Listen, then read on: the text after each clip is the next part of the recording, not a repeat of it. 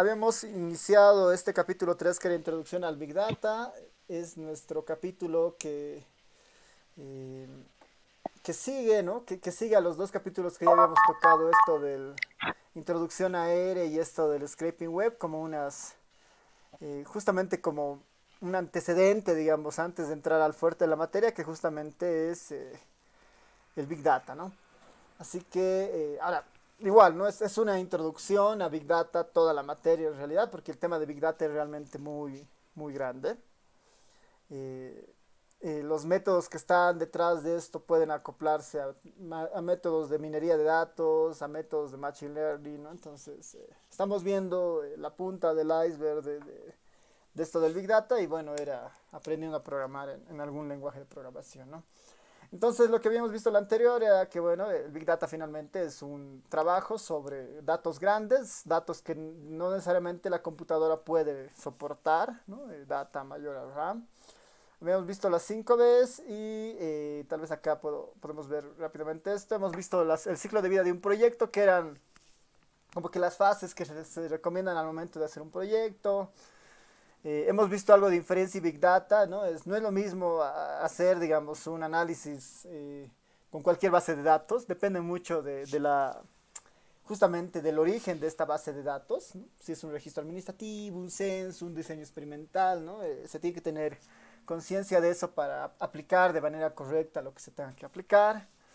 Esto de calidad del dato y Big Data, habíamos visto justamente que, bueno, los datos por definición tienen que cumplir ciertos criterios, ¿no? Para que pueda servir justamente para decir algo, para que ayude a alguien a tomar una decisión en base a en base a evidencia, básicamente. Y bueno, estábamos viendo esto de captura y preservación la pasada clase. Habíamos visto esto de las fuentes convencionales, que son las fuentes que hay, estos de datos web y APIs, que son básicamente todo lo que habíamos visto en el capítulo 2, ¿no? O parte de lo que habíamos visto en el capítulo 2 de los procesos de scraping web y las conexiones APIs que podemos hacer con ciertos portales. Eh, Hemos visto esto del record linkage, que son como enlaces de archivos, ¿no? Este es un tema bien importante en el sentido de que lo que nos está diciendo es que dado que nosotros trabajamos con múltiples bases de datos, dado que nosotros trabajamos con múltiples bases de datos, muchas veces nosotros queremos unir estas bases de datos basados en algún tipo de correspondencia, ¿no? Basados en algún tipo de correspondencia. El mejor escenario es cuando nuestros datos tienen algún identificador único, ¿no? El mejor dato es aquel que cuando nosotros tenemos un identificador único que va a permitir fácilmente hacer el enlace entre bases de datos, ¿no? Eso es el mejor de los ejemplos, digamos, ¿no? En una encuesta, en un censo, los especialistas en la recolección, los que están planificando, buscan justamente hacer este tipo de cosas, por ejemplo, ¿no? Buscan generar identificadores únicos de tal manera que a partir de estos identificadores uno pueda pegar, por ejemplo, la información de los individuos con la información de sus viviendas, digamos, ¿no? Entonces, esa es un poco la idea de esto del enlace de los archivos y que en el mejor de los casos es tener un identificador, ¿no? En el mejor de los casos es tener un identificador. Y sin ir muy lejos ahí, por ejemplo, a ver, tal vez solamente para mostrarles a qué se refiere esto, eh, voy a abrir dos bases de datos para mostrarles algunas cosas ahí. Por ejemplo, si nosotros vemos la base de datos de la encuesta hogares, ¿no? Si nosotros vemos la base de datos de la encuesta hogares, la base de datos de la encuesta hogares tiene muchas bases, tiene múltiples bases. Las que están subidas al repositorio son dos, es la de personas y es la de viviendas, por ejemplo. Es la base de personas y es la base de viviendas. En la de personas está la información de los individuos, de cada uno de los hogares, ¿no? Su edad, sexo, educación, salud. Y en la de vivienda, la EH18B, están las características relacionadas a la vivienda o al hogar, ¿no? A la vivienda y al hogar, si quieren, ¿no? Material del piso, equipamiento del hogar, ¿no? Hay una serie de variables. Además que la encuesta hogares, aparte de estas dos bases de datos, libera otro set de bases de datos también, ¿no? La base de datos de gastos, base de datos de activos, ¿no? Entonces es bastante amplia. Eh, el concepto de estos enlaces de archivos, ¿no? O enlaces o esto si quieren, también lo puedo llamar una especie de enlace de archivos o tratar de unir justamente archivos, ¿no? Es a lo que se refiere este punto del record linkage, que en el mejor de los casos, como en el caso de las encuestas hogares, ¿qué pasa si yo quisiera unir la información de personas con viviendas, digamos, ¿no? Entonces dice, es importante que nosotros, al momento de hacer el análisis, si queremos nosotros mezclar la información o juntar la información de las múltiples bases de datos que tenemos, es tener algún identificador que nos permita hacer justamente eso, ¿no? En el caso de las encuestas hogares, por ejemplo, ¿no? Si es que nosotros hacemos ahí un view de la base de datos de personas, van a ver que una de sus primeros variables es justamente esta variable de folio, ¿no? Es justamente esta variable de folio. Y esta variable de folio es de alguna manera la que identifica el hogar al cual pertenecen las personas, ¿no? En esta base de datos que estamos en la de personas, este folio es el que permite identificar el hogar de estas personas, ¿no? Entonces, aparte dentro del hogar, existe un identificador de personas, ¿no? Que es esta variable número, por ejemplo, ¿no?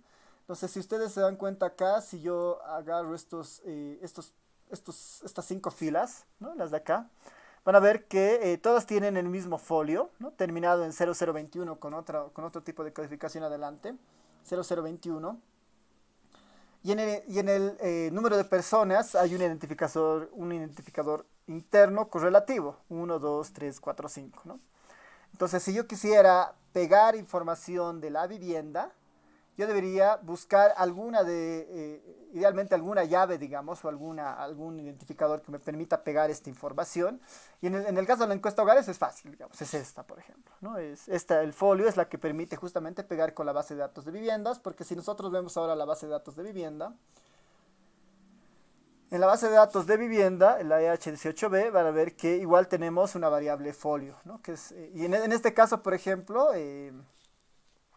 la cantidad de filas que hay justamente son la cantidad de hogares a los cuales, o viviendas a los cuales se ha visitado en esta encuesta hogares.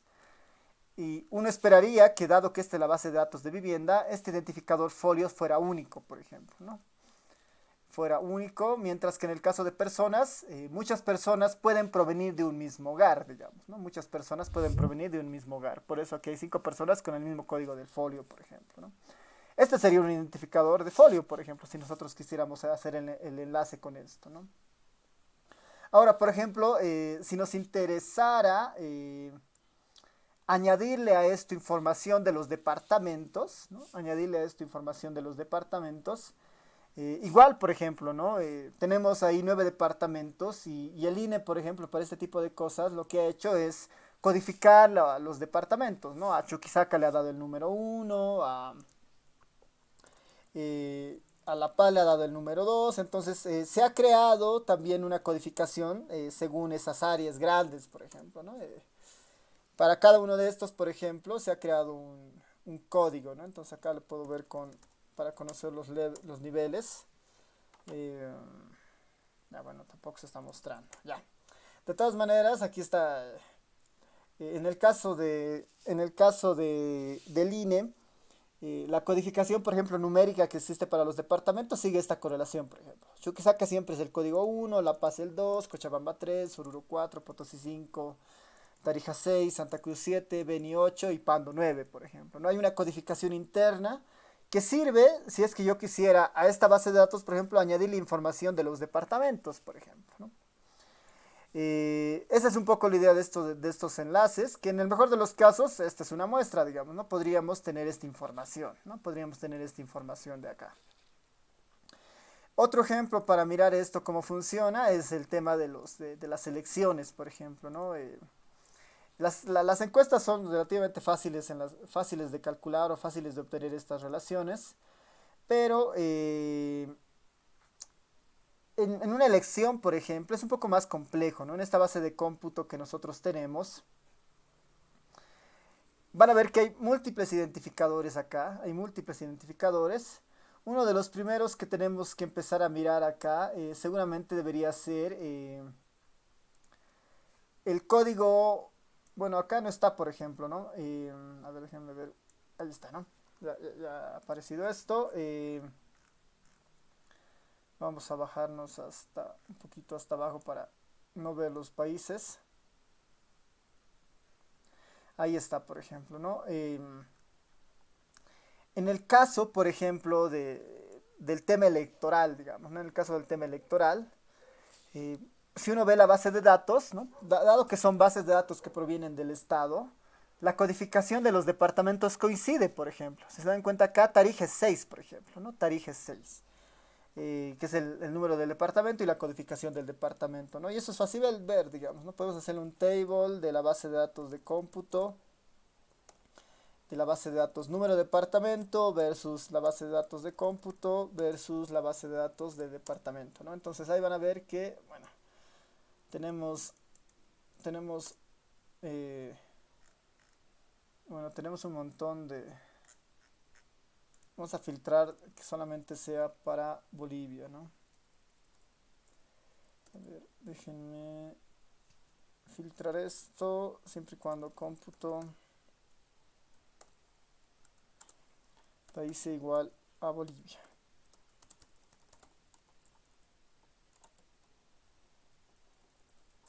Esto para omitir a los otros casos, ¿no? Entonces, por ejemplo, esta es la tabla de correspondencias entre los nombres y los números. Por ejemplo, 1 es Chuquisaca, 2 es La Paz, 3 es Cochabamba, 4 es Oruro, 5 Potosí, ¿no? Entonces, esa codificación se mantiene, ¿no? En el caso de los departamentos hay una especie de cultura, digamos, de la codificación y que se hereda, digamos, ¿no? Si quisiéramos nosotros a esta base de datos incorporar la información de los departamentos, sería fácil si usamos el número del departamento. ¿Qué tal? Pero si nosotros queremos añadirle información de municipios a esta base de datos, por ejemplo, ¿no? Ahí esto, por ejemplo, esta base de datos ya es un poco más compleja porque no hay un identificador del municipio necesariamente, si es que ustedes se dan cuenta. No hay un identificador de municipio y ese es un problema porque el INE, por ejemplo, sí define una codificación de los municipios y mucha de la información que comparte el INE tiene esa codificación de los municipios justamente. Pero lo malo es que esta base de datos no tiene esa codificación, entonces ahí es cuando esto de pegar los archivos se complica a veces, por ejemplo, ¿no? Por ejemplo, ¿no? La codificación que trabaja el INE para el municipio de La Paz, por ejemplo, es de 020101, por ejemplo, ¿no? Del municipio del Alto, por ejemplo, la codificación que maneja el INE es 020105, por ejemplo. Entonces hay una codificación que tiene algo de información que podríamos nosotros exportarlo de otro tipo de fuentes y pegarlo a esta base de datos, pero lo malo es que no tenemos una codificación acá. Entonces ahí uno debería pensar en estrategias para hacer que el pegado, digamos, entre estos sea mucho más sencillo, ¿no? Entonces ahí puede haber técnicas basadas en aproximaciones de los nombres. Sería ideal tal vez tener la longitud y latitud de estos lugares, ¿no? Entonces es todo un problema ahí, por ejemplo, ¿no? Ese es uno de los primeros conflictos cuando tenemos este tipo de base de datos y hay que pensar cómo se puede solucionar, por ejemplo, ¿no?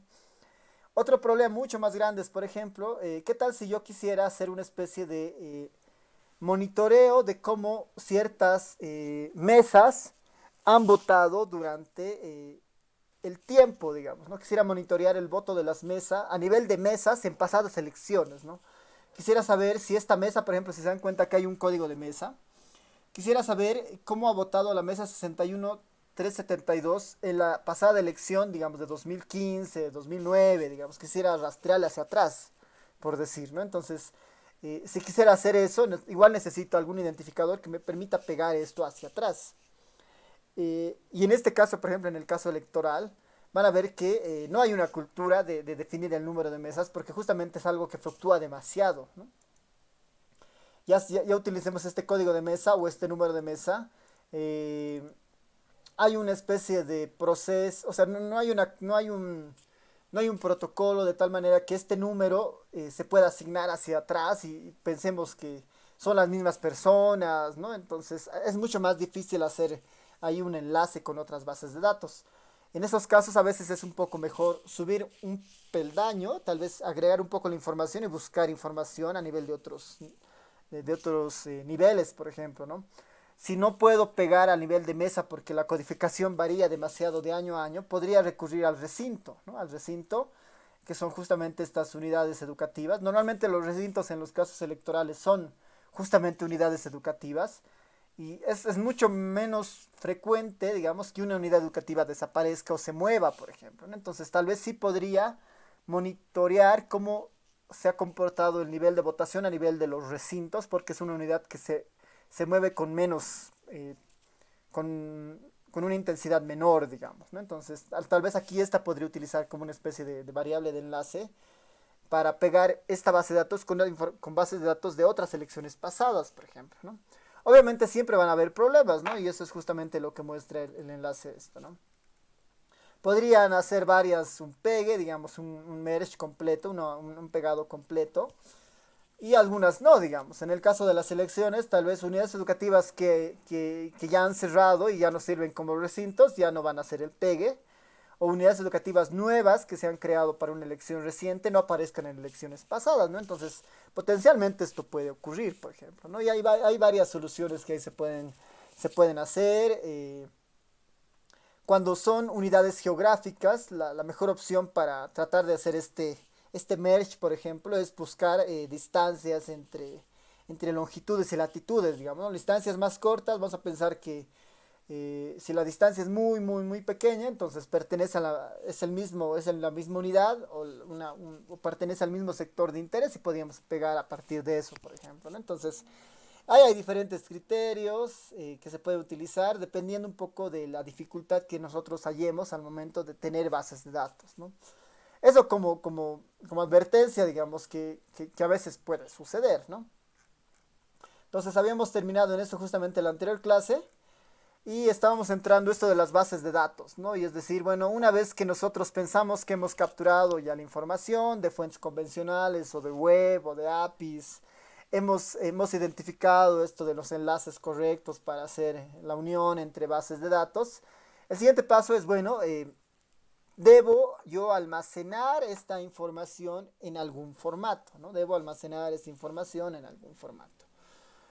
Y ahí justamente ese concepto de almacenar en la base de datos en algún formato, le vamos a llamar justamente este proceso de DBMS, que es justamente sistemas de gestión de base de datos, lo vamos a llamar, ¿no? Como un sistema de gestión de base de datos, que básicamente lo vamos a definir como el proceso en el cual nosotros decidimos en qué vamos a guardar la información, cómo vamos a preservar la información que nosotros tenemos.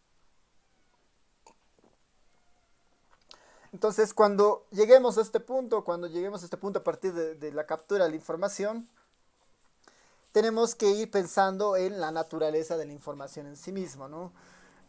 La naturaleza de la información en base a dos aspectos, y, tamaño y forma, si quieren, ¿no? Tamaño y forma.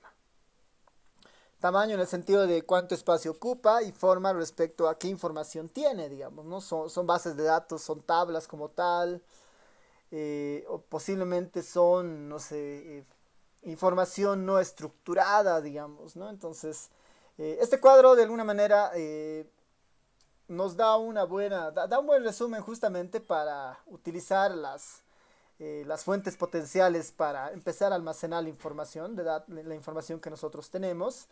Y lo que nos dice es, bueno, si tus datos son pequeños y el análisis que vas a realizar es bastante simple, ¿no? Y además esperamos, digamos, que este análisis no sea, digamos, algo frecuente. Entonces, guardar la base de datos en un archivo CSV o en un archivo, en un bloc de notas, en un Excel, digamos, en un Excel, digamos, o en cualquiera de sus versiones libres u otras cosas, o incluso en un lenguaje, digamos, en un script, en un archivo de texto sencillo, es suficiente, digamos, ¿no? Si nuestro análisis va a ser sencillo, los datos son relativamente pequeños. Ahora, ¿qué es pequeño, digamos, ¿no? Y eso varía de aquí en el tiempo, digamos, ¿no? pequeño ahora puede ser, por decir, 200 megas, pequeño de aquí a un año puede ser 2 gigas, digamos, ¿no? Entonces, si la computadora, por ejemplo, para las computadoras de ahora, digamos, ¿no? Con una memoria de unos 4 de RAM o 2 de RAM, o 2 gigas de RAM, 8 de RAM, una base de datos de 200 megas, hasta 500 megas, no va a tener mucho problema y va a ser fácil guardarlo en un Excel, en un CSV, en algún, digamos, escriba, en algún blog de notas, digamos, ¿no? Es más que suficiente, ¿no? Ahora, si los datos son mucho más grandes, ¿no? Y el análisis que nosotros vamos a hacer de alguna manera requiere alguna profundidad un poco más, más específica, digamos, más particular, ya vamos a empezar a hacer más que descriptiva, vamos a empezar a hacer algún tipo de modelado de la información, ¿no? Algo más ahí sofisticado.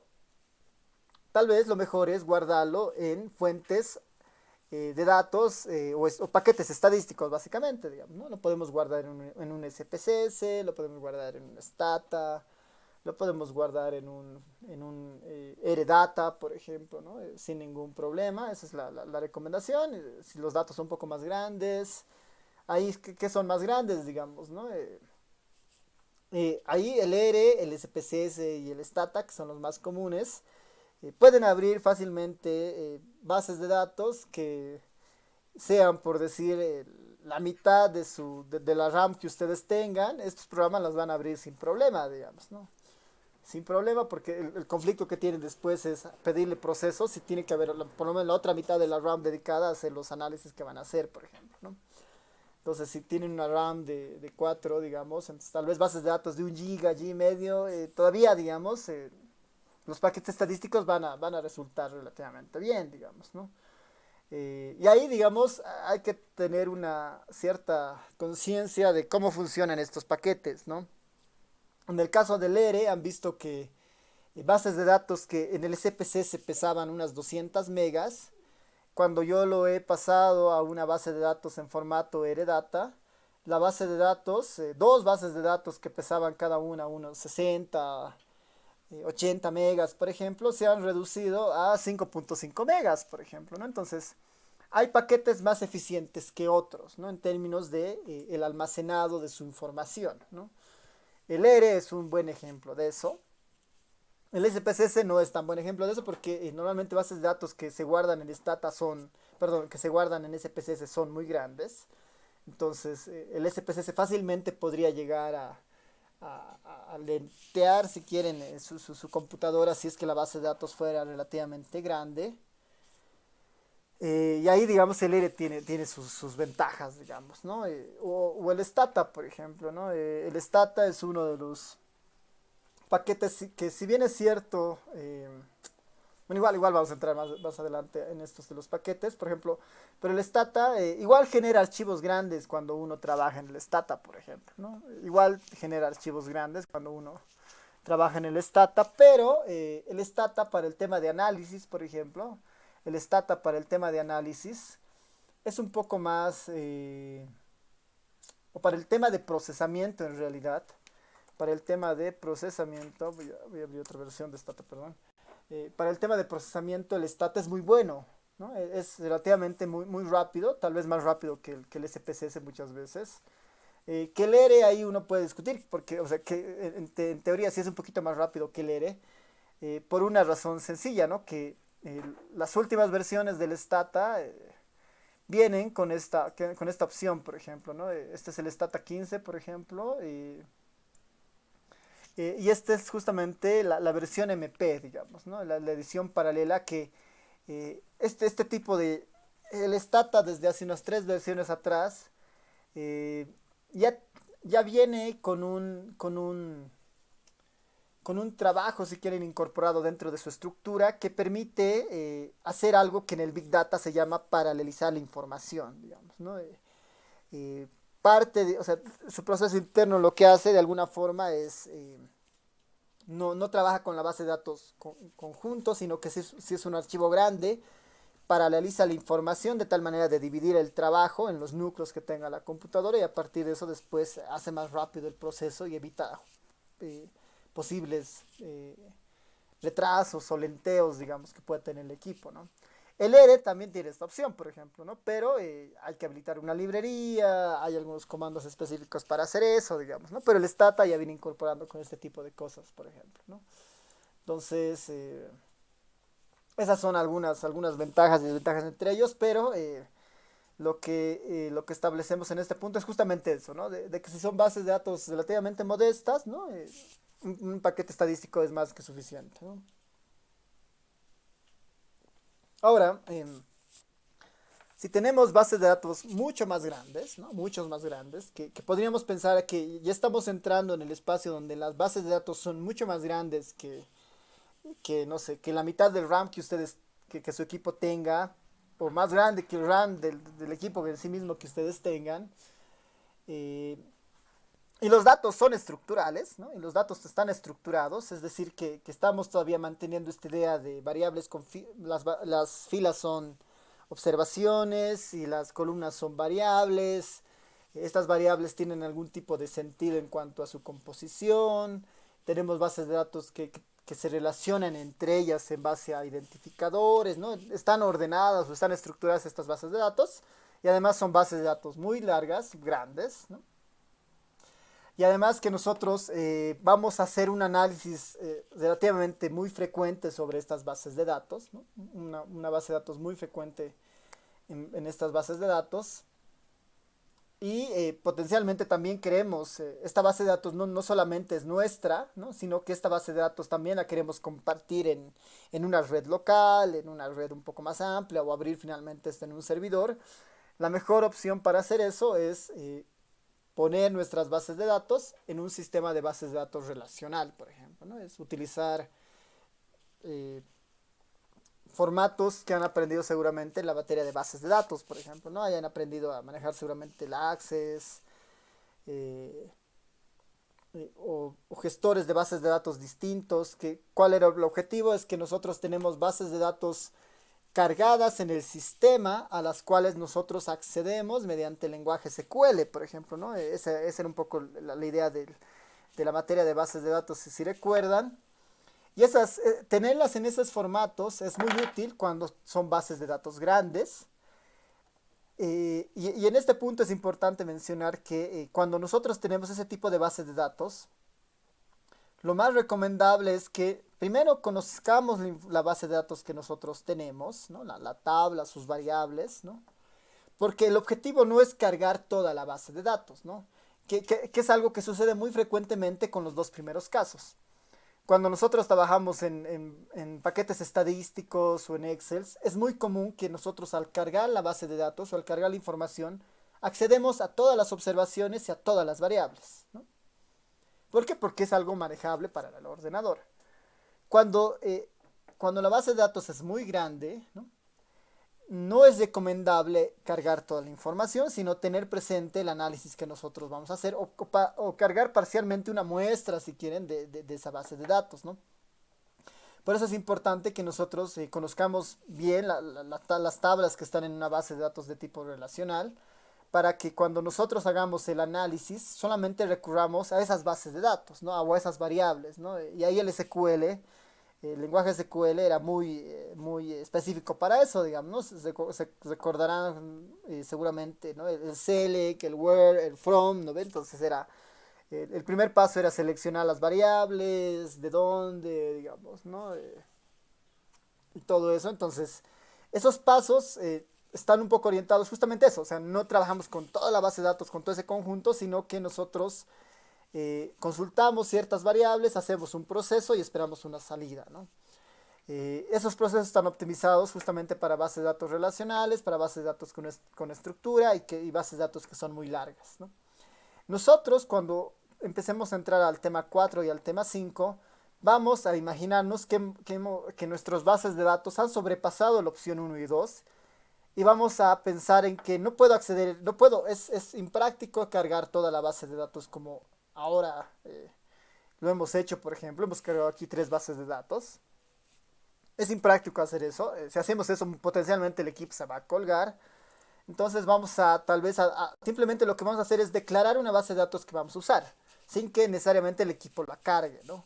vamos a tratar un poco de utilizar este concepto de bases de datos relacionales. Y el ERE en ahí, por ejemplo, va a servir como una especie de traductor, digamos, ¿no? Vamos a utilizar código ERE y el ERE va a mandar una instrucción o la librería que utilicemos va a hacer una traducción de ese comando a formato, a lenguaje SQL para conectarse con la base de datos y hacer lo que nosotros hemos pedido, por ejemplo, ¿no? Eso es en el fondo lo que vamos a hacer con el ERE para tratar de utilizar esto, digamos. ¿Por qué hacemos eso? Porque el ERE está optimizado para análisis estadístico, digamos, algo que muy difícilmente podríamos hacer en SQL, digamos, ¿no? Un método de componentes principales, un método de clustering, digamos, hacer meramente en un lenguaje SQL es algo muy pesado cuando esto está optimizado en el ERE, digamos, ¿no? Entonces las opciones que existen en el ERE ha tratado justamente de unir lo mejor de estos dos lugares, digamos, ¿no? El poder analítico y de las funciones que tiene el ERE y el poder de esto de las bases de datos relacionales para hacer las consultas, justamente, ¿no? Y bueno, después hay otras no SQL bases de datos que están dedicadas a datos sin estructura y a datos que son extremadamente largos. De este último punto, tal vez los ejemplos más prácticos son mucha de la información que se genera en el Internet posiblemente no tenga estructura, no tenga una forma de una base de datos tradicional y puedan generar archivos muy largos, por ejemplo, ¿no? Este es un caso especial en esos sentidos. Ahí, digamos, hay mucha información que se puede hacer. La metadata, por ejemplo, es uno de esos casos. Si ustedes entran al Kaggle, van a ver que hay bases de datos de muchas formas, por ejemplo, ¿no? Hay bases de datos que pesan unas 15 gigas de puras imágenes, por ejemplo, ¿no? Esta es una base de datos no tradicional, muy grande, sin estructura necesariamente, pero sobre la cual se puede hacer algún tipo de procesamiento, por ejemplo, ¿no? Entonces tenemos ese otro punto y ahí, bueno, hay algunas opciones para trabajar también con ese tipo de información que no necesariamente responden a una estructura SQL, digamos, ¿no? Sobre esto, simplemente hay que mencionar dos cosas más que son, hay que tener en mente las bases de datos que provienen de información espacial, ¿no? No están muy relacionadas a las anteriores, no están muy relacionadas a las anteriores, porque las bases de datos espaciales, dependiendo del formato, digamos el más estándar que son estos de los shapefiles, combinan justamente eh, los shapefiles justamente combinan bases de datos con imágenes y con puntos de coordenadas, por ejemplo, ¿no? Entonces las bases de datos igual ahí tienen un lugar especial. A ver si es que yo tengo aquí alguna base de datos espacial. Acá tengo mapas, por ejemplo. Una base de datos espacial normalmente no es un solo archivo, ¿no? Son múltiples archivos como los que ven ahí. Por ejemplo, si es que yo quiero cargar la base de datos de comunidades del 2012, para que funcione la base de datos espacial, más la imagen, más todo eso, se necesitan estos 6 archivos, digamos, ¿no? En la práctica, con 3 archivos esto podría funcionar, digamos, que es justamente el SHP, el archivo SHP, el archivo SHX y el archivo DBF, digamos. Con esos 3 debería funcionar casi normal, digamos, ¿no? Pero los otros archivos son complementarios, también son importantes para temas de proyecciones, escalas y otras cosas, pero con estos 3 son los más básicos. Pero en este caso, por ejemplo, se muestra que para trabajar con una base de datos espaciales, no solamente hay un archivo asociado acá, digamos, ¿no? Está el SHP, perdón, bueno, está el DBF, que es la base de datos del mapa. Este es el archivo DBF justamente acá. ¿Dónde estás? Está bien, este es el archivo DBF. Por eso aparece como un Excel, ¿no? Después está el archivo SHX, que son justamente si quieres, si quieren las coordenadas. Y está el SHP, que es como una especie de embudo que une justamente el DBF con el SHX, ¿no? Después están las bases de datos de proyecciones y otras cosas, ¿no? Entonces, en el tema espacial hay que tener ahí sus consideraciones. Y sin ir muy lejos ahí, existen otras posibles fuentes también de información, ¿no? Existen otras posibles fuentes también de información. Y bueno, esto de existen también múltiples formatos, digamos. ¿No? Si bien es cierto, estamos diciendo, bueno, paquetes estadísticos, bases de datos relacionales, no SQL, Excel, digamos. Existen múltiples formatos con el cual uno puede, en el cual uno puede guardar la información, ¿no? Y aquí pues, se los ponía un ejemplo de, hay un enlace que les pongo. Esta página web es muy interesante, que justamente es una de las páginas donde el gobierno inicialmente estaba poniendo los casos de coronavirus al inicio, ¿no? Al inicio de esto del problema de la cuarentena. Eh, bueno, hay varias críticas en cuanto a la gestión de la información que pueden tener, porque para empezar es una cuenta personal, no es una cuenta institucional y que está ahí abierta, digamos, ¿no? Pero ¿qué es lo interesante de esta página web? Esta, por ejemplo, esta plataforma Carto es una de las plataformas que a uno le permite subir mapas espaciales con información y generar justamente estos mapitas eh, estos mapas justamente de sucesos, digamos, ¿no? Del coronavirus. Eh, en esta cuenta, digamos que estaba abierta hasta que la GETIC ha tomado. Ahora, la GETIC tiene la misma cuenta en esta plataforma, solamente que es más cerrada.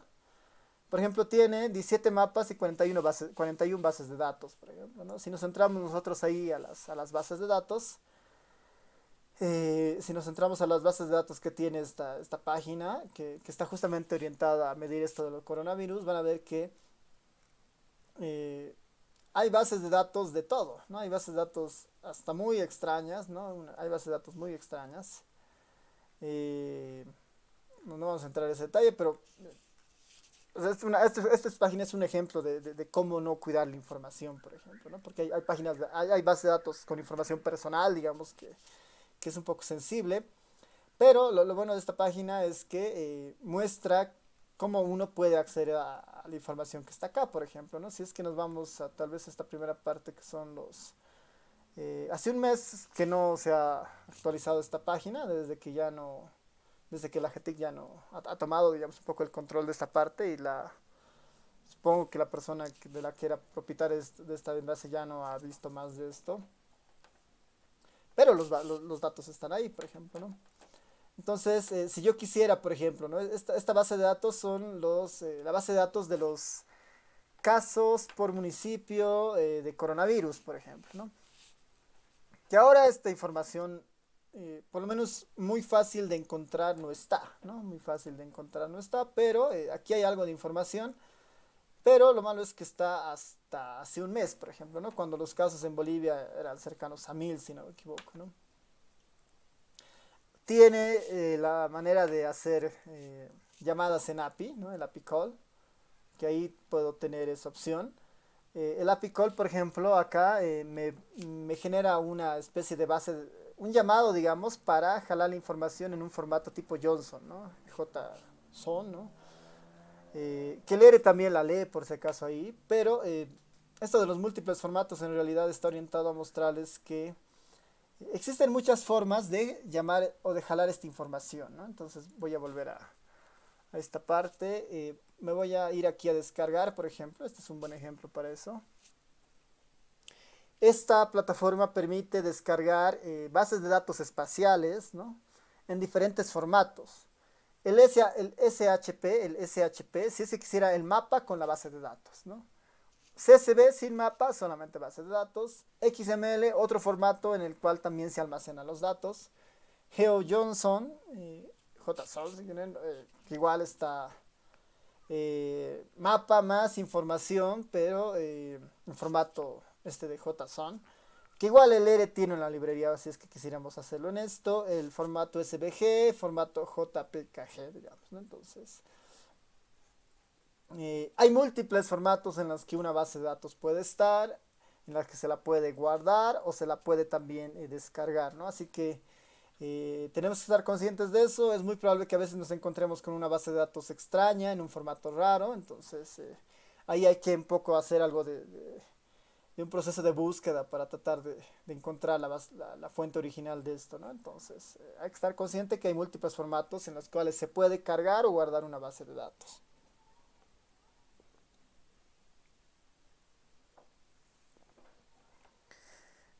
Ya pasando a lo segundo, es bueno, ya que hemos aprendido, bueno, al menos no hemos aprendido, pero sí conocemos que tenemos que tener una gestión de la base de datos y guardarla ya sea en un programa estadístico o en una base de datos como la que han aprendido, en una base de datos relacional como han aprendido en la materia de base de datos. El siguiente paso es preparar antes de hacer justamente el análisis o el modelado, digamos, ¿no? Es empezar a programar la base de datos. Y cuando hablamos de Big Data, ¿no? Cuando hablamos de Big Data y estamos, si quieren, ya en esta segunda parte de bases de datos relacionales, hasta tal vez con paquetes estadísticos combinando un poco de estas dos, pero ya estamos, no estamos en la primera parte, sino tenemos justamente bases de datos grandes, aparece un concepto que es justamente esto del MapReduce, que es bueno, que trata de ser una solución al problema de que nuestra base de datos es mucho más grande que la RAM de la computadora. Es mucho más grande que la RAM de la computadora.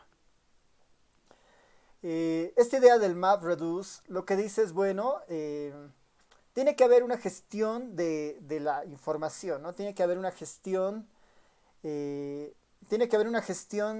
de las bases de datos que nosotros utilizamos para que el procesamiento de estas bases de datos, por más grandes que sean, una computadora la puede hacer, ¿no? Entonces, este concepto del MapReduce lo que dice es, bueno, imaginemos que tenemos la base de datos en toda su estructura, en todo su tamaño. El MapReduce lo que dice es, bueno, la mejor opción que podemos hacer es, eh, si quieren, partir la información, ¿no? Partir o dividir la información de tal manera que el análisis pueda hacerlo no de todo el tamaño de la base de datos, sino que el análisis puede hacerse de cada pedazo, ¿no? Puede hacerse de cada pedazo. Estos pedazos básicamente después podemos identificarlos, digamos, podemos mapear estos pedazos. Eh, una vez que nosotros, si quieren, dividimos la información, esa información la transferimos a un mismo proceso, si quieren, ¿no? O hacemos esta especie de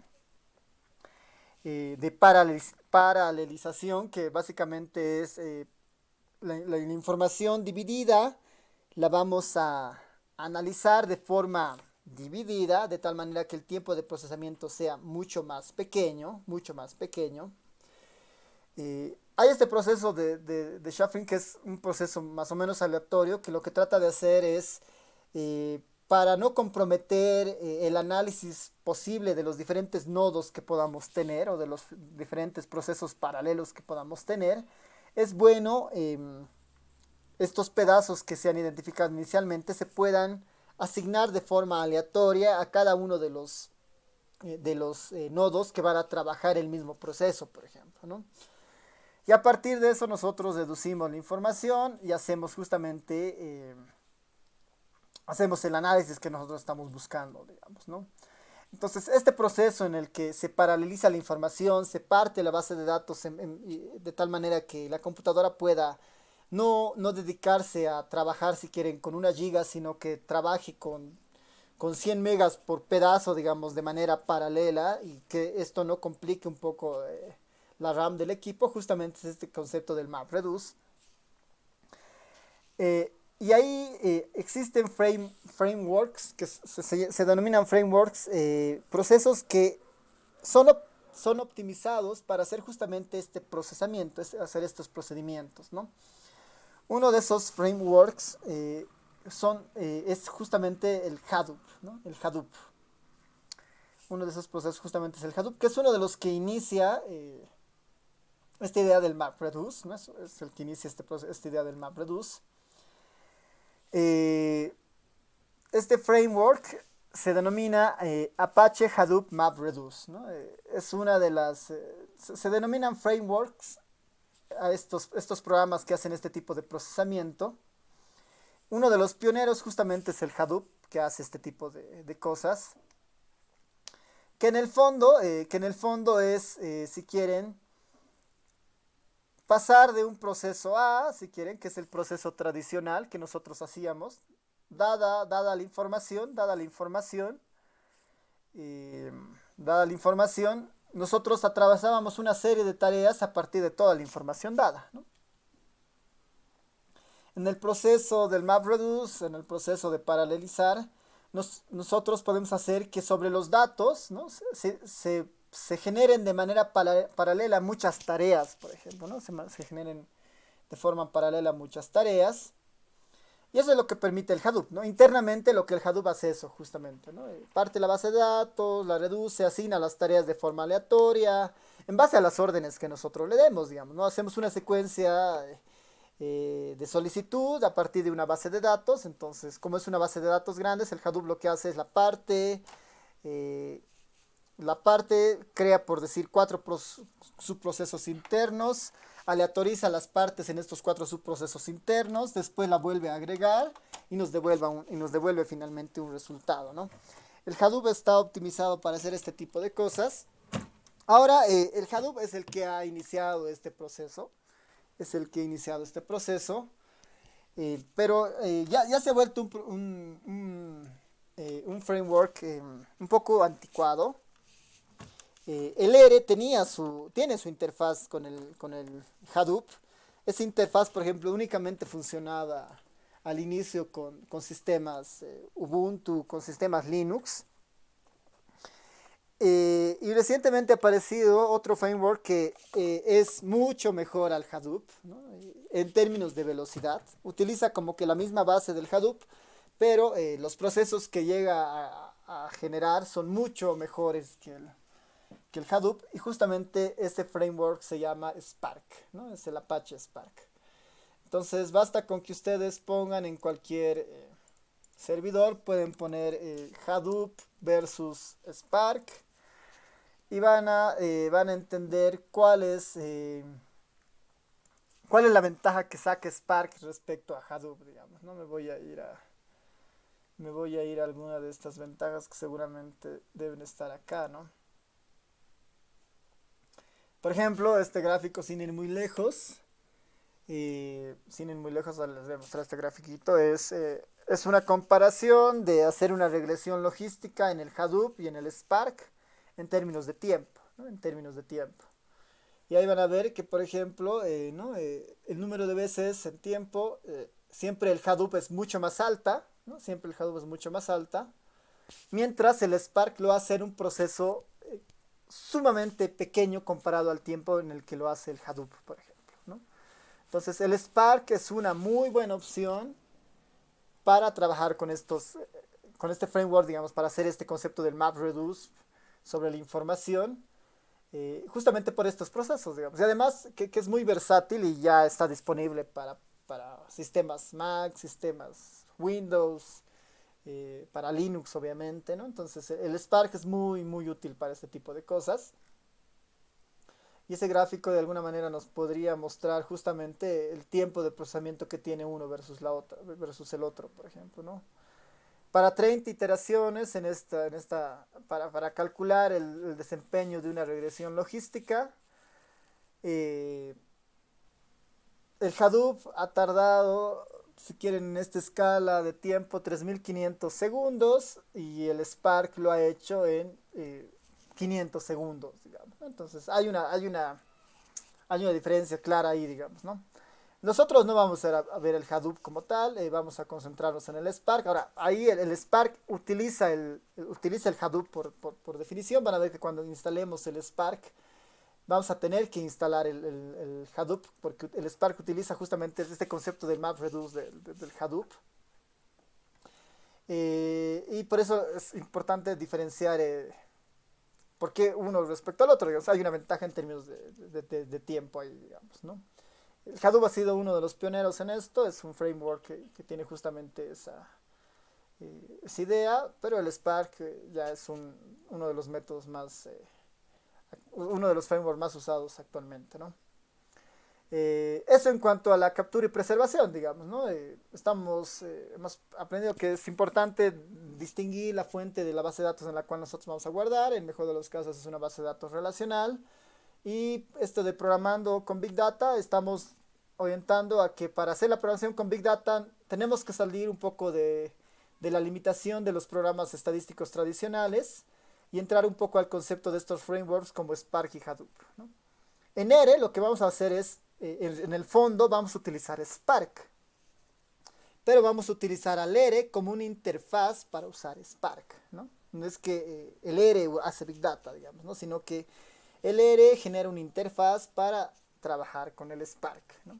Esto porque el R es mucho más familiar que nosotros, hay ciertas funciones que están optimizadas, digamos, para el R.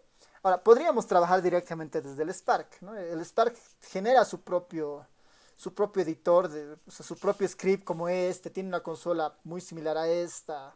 Se pueden hacer procesos estadísticos con el Spark simplemente, ¿no? Muchos de los métodos multivariantes están definidos en el Spark, por ejemplo, ¿no? Si uno quiere hacer clustering en el Spark, hay un comando propio del Spark que hace clustering, por ejemplo, ¿no?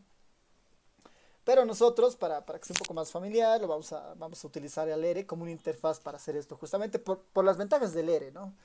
Podemos casar esto con el Markdown, con el Shiny, ¿no? Entonces, cosas que no ofrece el Spark, por ejemplo, ¿no? Entonces, ese es un poco el valor agregado de hacerlo todo en el R, que seguramente ya la siguiente semana vamos a empezar con esto. Finalmente, una vez que hemos pensado en que ya tenemos nuestra base de datos, ya hemos elegido el sistema en el cual nosotros vamos a trabajar con la información, el siguiente paso es hacer el modelado y el análisis, ¿no? El análisis o modelado de la información. Ahora, para esta parte del análisis y el modelado, hay muchas opciones dependiendo de lo que nosotros vayamos a hacer. Cuando hablamos de Big Data, un concepto muy familiar, o sea, un concepto muy utilizado es este tema de Machine Learning, digamos, ¿no? Big Data está muy relacionado también al Machine Learning porque el Machine Learning lo que en el fondo trata de hacer es análisis estadístico muy profundo, ¿no? Sobre grandes volúmenes de datos. Entonces, hablar de Machine Learning es como que Big Data tenemos que hablar necesariamente, o hablar de Big Data tenemos que hablar de Machine Learning necesariamente. Una gran interrogante es que, bueno, ¿será que el Machine Learning es estadística? En el fondo sí, digamos, ¿no? En el fondo sí es lo mismo casi, ¿no? Sí es lo mismo. Eh, Hay algún tema de lenguaje, ¿no? Hay un tema de lenguaje muy distinto, ¿no? O sea, se utilizan, si quiere, nombres de métodos diferentes que en el fondo son exactamente lo mismo, digamos, son en el fondo exactamente lo mismo. Solamente que es un método, el Machine Learning no está tan interesado en el proceso, ¿no? O sea, si bien es cierto, el proceso es muy intensivo y todo lo demás, el Machine Learning es un poco más interesado en la finalidad, digamos, ¿no? En automatizar algo, ¿no? En procesar algo, ¿no? Ahí les ponía algunas claves que pone esto, ¿no? Verán que muchos métodos discutidos a lo largo de su formación, como estadísticos, aparecen dentro de Machine Learning y que son llamados con otros nombres, por ejemplo, ¿no? Muchos conceptos de Machine Learning lo van a encontrar con su propio nombre en el Machine Learning, pero ustedes van a decir, no, esto yo lo he visto, digamos, en cierta materia y el nombre original era este, digamos. Eso es un conflicto que van a tener necesariamente, ¿no? El Machine Learning, por lo tanto, se les va a hacer bastante familiar, y más aún si es que ya han visto cursos ya habían visto métodos multivariados uno 2 tal vez ya han visto Bayesiana o tal vez ya han visto datos categóricos, ¿no? Muchos modelos logísticos están dentro del Machine Learning, muchos modelos multivariantes están dentro del Machine Learning, muchos métodos bayesianos están dentro del Machine Learning, ¿no? Entonces, hay digamos, esa diversidad de métodos asociados a conceptos que utiliza el Machine Learning, tal vez con otra denominación, ¿no? Bueno, ahí es importante igual mencionar que a pesar de que el Machine Learning o sea, debemos asociarlo necesariamente con procesos computacionales, ¿no? El Machine Learning en sí mismo es hacer que la computadora haga un gran esfuerzo analizando mucha información y buscando patrones, digamos, o descubrir ahí información interesante. Eh, Muchos otros conceptos giran alrededor de esta idea, como la inteligencia artificial, ¿no? Entonces, inteligencia artificial, igual, digamos, ¿no? Es un concepto que se desprende un poco de estos conceptos de Machine Learning, ¿no? Hay varios ejemplos que uno puede ver que el Machine Learning logra, ¿no? Permitir manejar a los autos de forma autónoma, puede recomendar libros, amistades, música, ¿no? Procesos de Machine Learning hacen eso en el fondo, ¿no? Buscan, identifican tu patrón de gustos en diferentes áreas y a partir de eso te puede ofrecer candidatos para que estén en la misma línea que a ti te gusta, digamos, ¿no? No es raro que uno haga una búsqueda en Google de algún producto y después ya le aparezca un montón de ads como diciéndole un montón de desinformación, digamos, ¿no? Si uno entra a YouTube o a Spotify y pone una canción que le guste, es potencialmente que los sistemas internos que están en estas plataformas les van a recomendar música que puede estar asociada a eso a partir de asociaciones de clusters, digamos, ¿no? En el fondo ahí lo que están haciendo es un análisis cluster, digamos, ¿no? Tratando de buscar las distancias más pequeñas del patrón de música que ustedes tienen a otros patrones de música de otros usuarios que utilizan o que han escuchado algo muy similar, digamos, ¿no? Permiten identificar drogas, proteínas y ciertos genes en temas de salud. Hay procesos que se usan para detectar ciertos tipos de cáncer y otras enfermedades médicas a partir del reconocimiento si quieren, de fotos, de rayos X, digamos, hay documentos en esa parte. Ayudan a conocer qué estudiantes necesitan un apoyo adicional, digamos, ¿no? Hay estudios muy interesantes utilizando bases de datos del PISA, por ejemplo, que tratan de, a partir del Machine Learning, identificar estudiantes que requieren cierto apoyo, por ejemplo, ¿no? Ayudan a persuadir por qué candidato votar en las elecciones, ¿no? Y el caso de Cambridge para, para las elecciones de Estados Unidos es un caso ahí muy puntual en esto, ¿no? Uno puede entrar a Facebook, conocer más o menos las cosas que motivan a una persona o que le gustan o que podrían estar asociadas a algo más emocional y un candidato podría aprovechar justamente estas para dar mensajes o dar anuncios que estén orientados a que la probabilidad de apoyo mejore, digamos, ¿no? Entonces ahí igual se puede hacer este tipo de cosas. Eh, Después les pongo esto del proceso del Machine Learning, ¿no? Que es un proceso medio estándar, ¿no? Tenemos que entender el problema y la meta que nosotros queremos resolver. Formular esto con un problema o sea, formular esto como un problema de Machine Learning, digamos. El problema que yo quiero hacer es un problema de aprendizaje supervisado o aprendizaje no supervisado, digamos, ¿no? Y si es supervisado o no supervisado, es con este método o con este método, ¿no? Explorar y preparar los datos.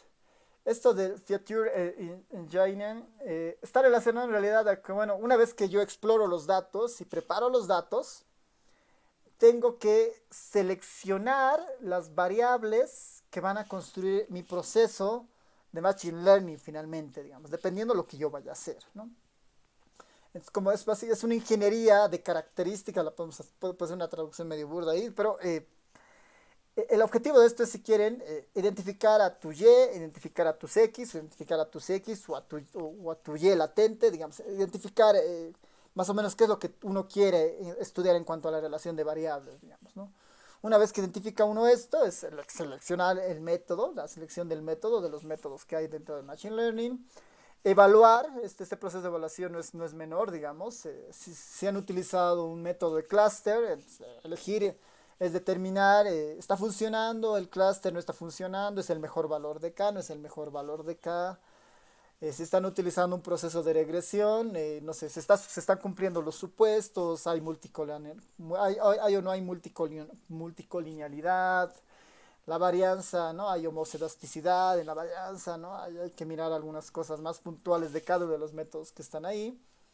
Y después está bueno, una vez que hago la evaluación, pensamos que eh, el método ya está optimizado, hacemos el deployment, ¿no? Que es justamente ya hacer, si quieren, sacar el resultado, digamos, ¿no? Hacer el deployment. La formulación del problema, y el paso uno de entender el problema y formular esto como un problema de Machine Learning, puede estar orientado a las dos corrientes que hay dentro del Machine Learning, ¿no? Que es el aprendizaje supervisado o el aprendizaje no supervisado. El aprendizaje supervisado, es bastante sencillo diferenciar estos dos. En el caso del aprendizaje supervisado, bueno, acá no está apareciendo muy bien, ya está bien. De todas maneras, en el aprendizaje supervisado, ¿cuál es el objetivo, no? el fondo es que nosotros tenemos una variable y de interés, una variable de respuesta, ¿no? Un outcome ahí, una variable y de interés, que queremos predecir o clasificar a partir de los datos, ¿no? Queremos predecir o clasificar a partir de los datos. Aquí lo importante es que la y existe, ¿no? En el aprendizaje supervisado lo importante es recordar que la y existe. Es decir, que tenemos una variable y nosotros a partir de la información queremos aprender a predecir ese valor y potencialmente tal vez para otros datos que no tienen esa y poder completarlo, ¿no? O si no, es para clasificar los datos a partir de esa variable y, o clasificar los datos a partir de esa variable y. El fin es el ajuste y la generalización, ¿no? El fin es el ajuste y la generalización. Ahí lo importante del ajuste es decir, bueno, he encontrado un modelo que asocia bien la relación entre variables X, que son variables o covariables, con la variable de interés Y, digamos. Hay un ajuste bueno, digamos, ¿no? Tenemos un R cuadrado alto, o en un modelo no paramétrico tenemos un índice, digamos, un error cuadrático medio pequeño, digamos, ¿no? En un modelo de series de tiempo tenemos alguna medida ahí, digamos, optimizada, ¿no? Dependiendo de lo que estemos utilizando. Y la generalización está enfocada a que lo que yo he encontrado a partir de esta búsqueda de datos, después lo puedo adaptar fácilmente a grandes volúmenes de datos que potencialmente pueden ser usados después como métodos de clasificación, digamos, ¿no? O de predicción, ¿no? Entonces, esto se puede generalizar fácilmente, ¿no? Dentro del aprendizaje supervisado, existen tres métodos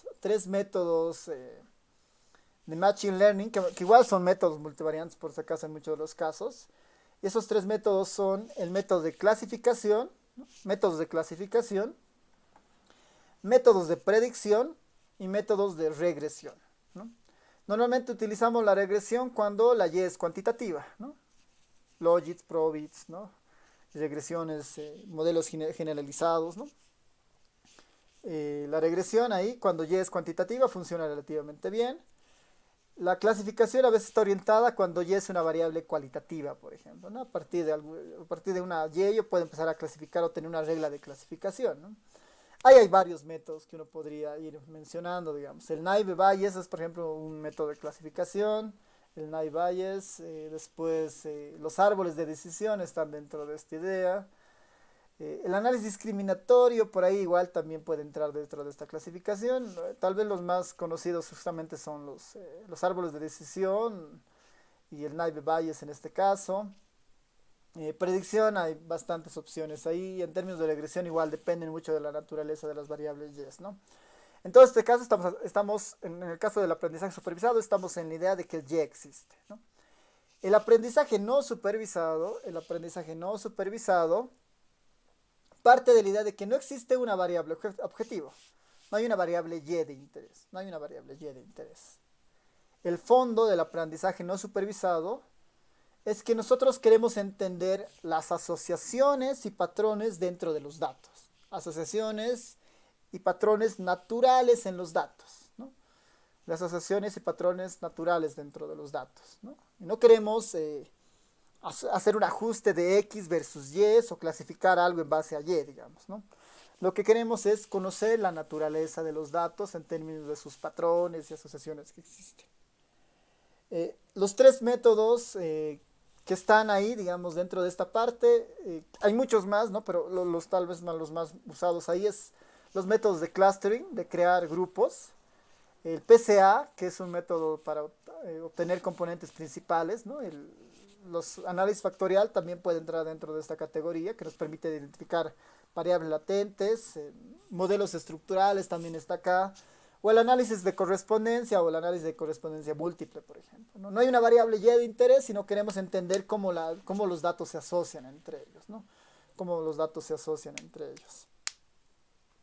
Entonces están los datos no supervisados, clustering, MCA, MDS, reglas de asociación.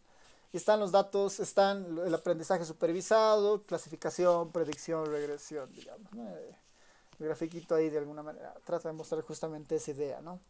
Entonces, muchos de estos métodos nosotros no los vemos en esta materia. Estamos entendiendo inicialmente cómo trabajar con el R para que trabaje con el Spark y después pueda facilitar justamente estos análisis que nosotros hacemos. En programación estadística 2, justamente vemos regresión, clasificación y clustering, ¿no? Como métodos en programación estadística 2. En R, digamos, ¿no? Idealmente hubiera sido bueno ver en Spark que en programación estadística 2 no lo estamos haciendo, pero ya en el segundo semestre vamos a hacer esto junto con Spark, digamos, ¿no? Pensando que este mes es la primera vez que se da, por eso no lo hacemos, sino sería empezar con un retraso muy pesado ahí, digamos, ¿no? El análisis después del Machine Learning, otra de los típicos métodos para hacer análisis de modelado en Big Data es el análisis de texto, ¿no? El análisis de texto básicamente es tratar de entender lo que la gente escribe, ¿no? Es un poco la idea del análisis de texto, entender lo que la gente escribe. Hay varios métodos, hay métodos que permiten clasificar los documentos según un poco la estructura de estos documentos que puedan tener, ¿no? Lo que a veces se llaman estos corpus que se pueden armar.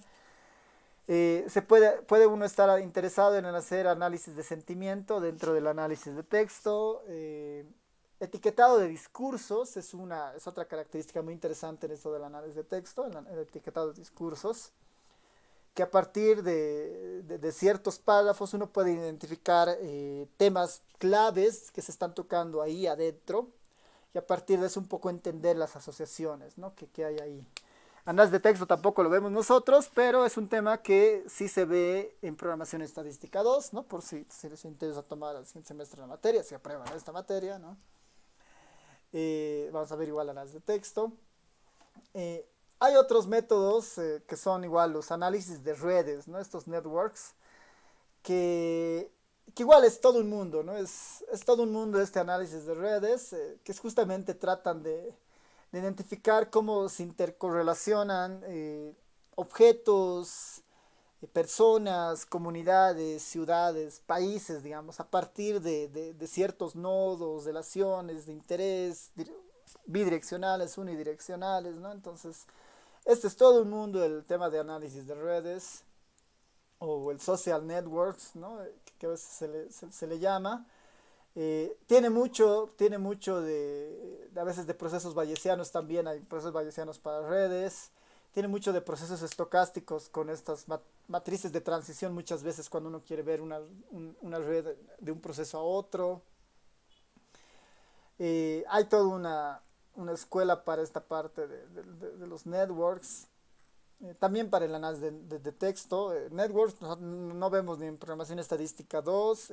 Creo que tampoco se ve en la carrera. Sería tal vez un buen tema para discutir tal vez en un grupo de trabajo, para ver las potencialidades de este tipo de cosas, por ejemplo, ¿no? Sirve mucho dependiendo del área, digamos, ¿no? Sirve mucho dependiendo del área. En la parte social esto tiene una aplicación muy fuerte, ¿no? Porque puede entender más o menos las relaciones entre ciudades, ¿no? Países, comunidades, digamos, ¿no? Uno puede identificar ahí comunidades vulnerables a partir de su conectividad o comunidades más o menos resilientes. En términos electorales o políticos uno puede identificar, por ejemplo, una red en Twitter de tal manera de identificar no sé, a los usuarios a los usuarios principales que uno debería tratar de incidir para mandar un mensaje eh, político o dirigido, digamos, a una población en específica, ¿no? Entonces hay varias opciones acá. Normalmente si ven un libro de social networks, van a ver que es todo un mundo esta parte de las redes. Ahora, el R, por si acaso, tiene librerías para las tres, ¿no? Para análisis de texto tiene una librería, para el corpus, para networks también tiene una librería que es el SNet, por ejemplo, que hace igual puro análisis de redes para este tipo de cosas, si les interesa ir mirando ese tipo de cosas, ¿no? Y bueno, ya para terminar, tal vez unos 5 minutos lo podemos ver relativamente rápido, es esta parte de inferencia y ética, ¿no? Inferencia y ética. Que es bueno, ya terminando, pensando que nosotros vamos a hacer todo nuestro análisis de la información utilizando Big Data, nuestras bases de datos relacionales, Machine Learning, digamos, todo eso. Uno de los últimos pasos, ¿no? Uno de los últimos pasos es justamente esto de hacer la salida de la información, ¿no? Hacer efectiva la transmisión del conocimiento a un tercero, ¿no? A un público objetivo, ¿no? A un target, ¿no?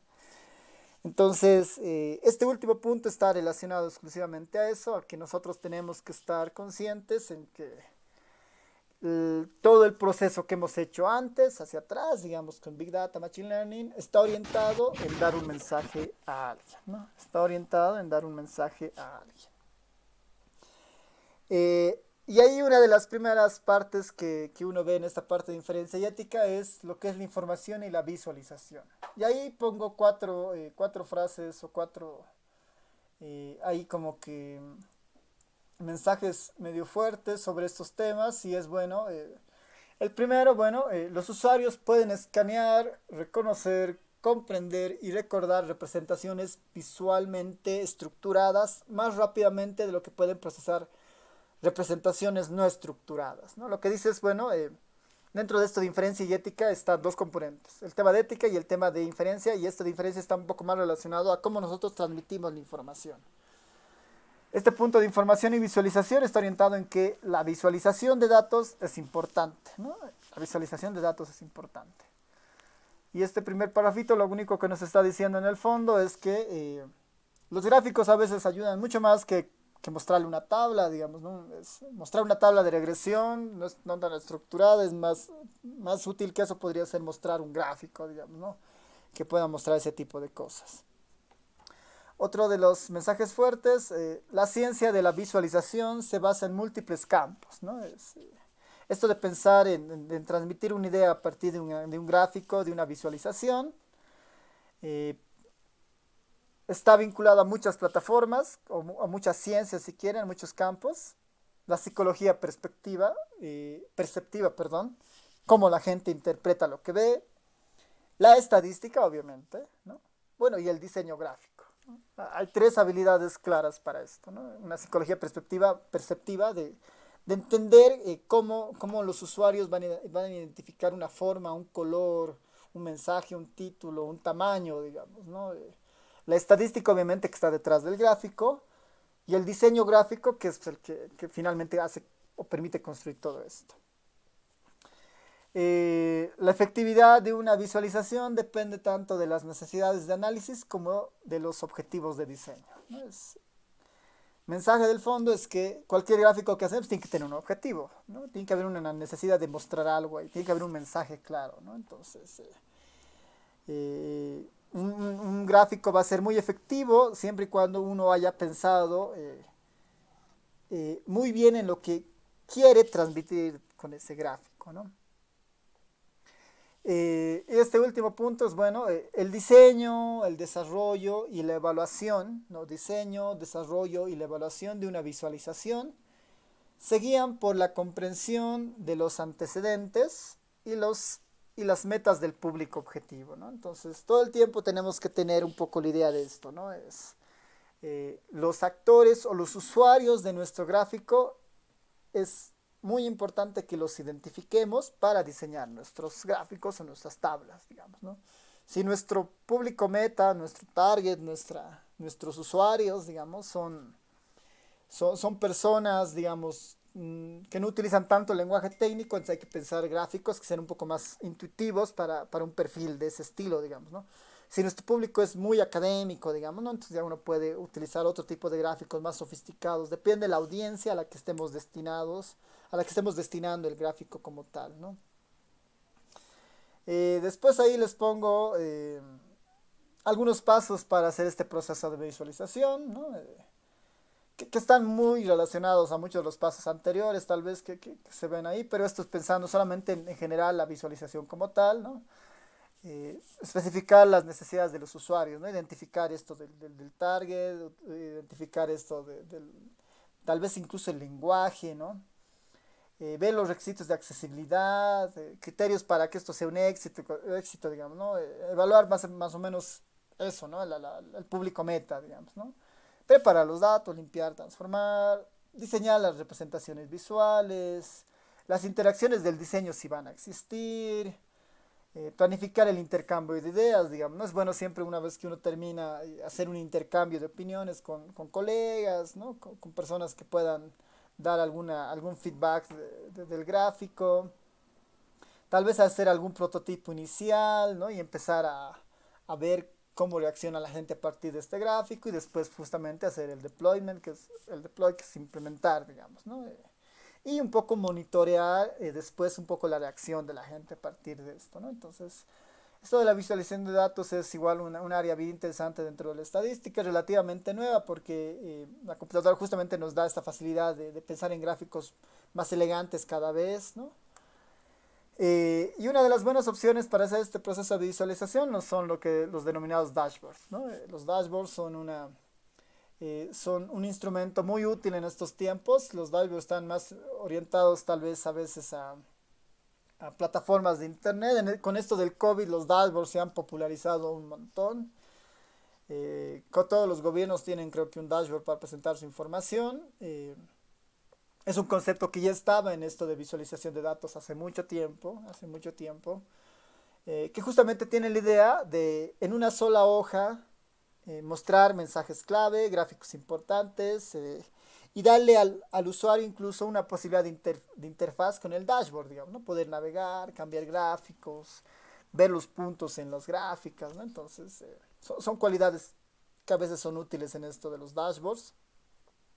Hay muchas opciones ahí, hemos aprendido nosotros ahí con el Flex Dashboard a hacer alguno de estos, ¿no? Así que ahí tiene una herramienta importante. Su trabajo su trabajo de la materia en el fondo es hacer una de estas, ¿no?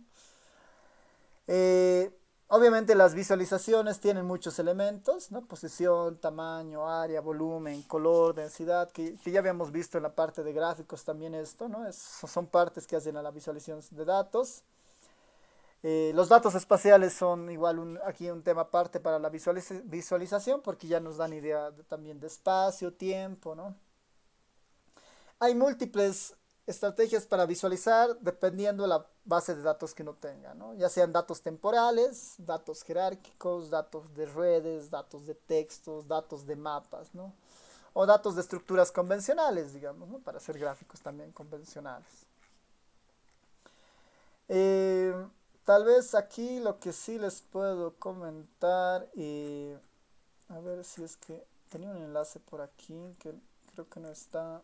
eh, Hay un ejemplo muy bueno de unos gráficos. Ya, bueno, no está acá. Ya, de todas maneras, con eso terminamos esta parte. Ya les dejo una tarea que vale la pena que ustedes la puedan ir revisando. Eh, un- una, bueno, una subpregunta del examen va a estar justamente dentro de estas tres. Una subpregunta muy chiquita que vale un punto, tampoco es mucho, pero va a ser de esta lectura, ¿ya?